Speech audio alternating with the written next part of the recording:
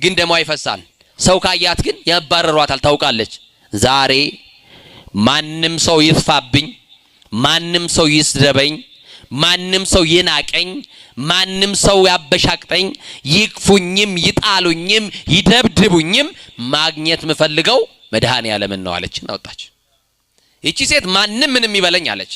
የመጀመሪያ ሰው ሁሉ ገና ከርቀት አፍንጫቸውን ይዘው ስለሚያልፏት ታውቃላችሁ በስነ ልቦና የተጎዳች ሴት ናት።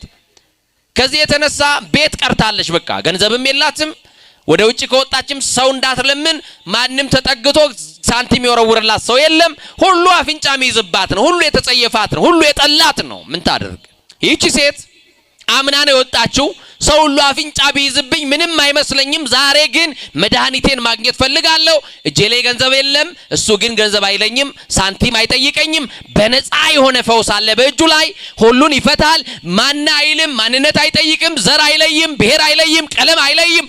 ለሁሉ የመጣ መድኃኒት እንደሆነ አምና ወጣች።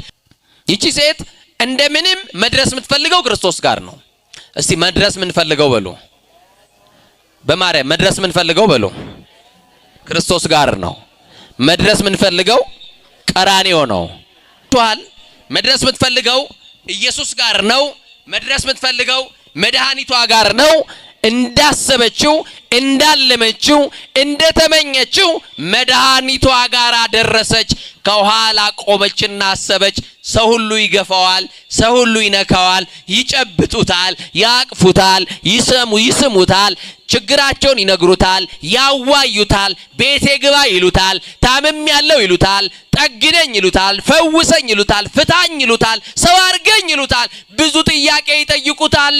ከኋላ ሆነችና ጥያቄ አሰበች።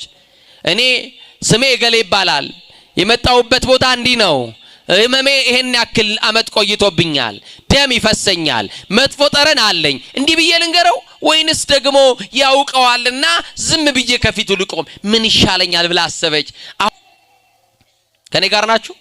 ከኋላው ቆመችና እንዲህ አለች፣ ለሱማ ከሚነግረው ካዩኝ ሌሎች ስለማያቆሙኝ ከፊቱ ዝም ብዬ ቀሚሱን በእጄ ብጨብጠው ብነካው ብዳሰሰው ይሻላል አለችና እጇን ዘረጋችና ቀሚሱን በእጇ ጨበጠች።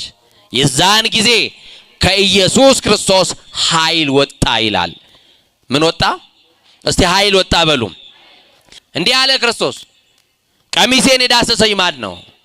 ከኔ ኃይል ሲወጣ ታውቆኛል አለ። ምን ሲወጣ? ኃይል። በእምነት የነካኝ ሰው አለ፣ በእምነት የዳሰሰኝ ሰው አለ አለ። ደቀ መዛሙርቱ ያለ ዕውቀት ጥያቄውን መለሱለት። ምን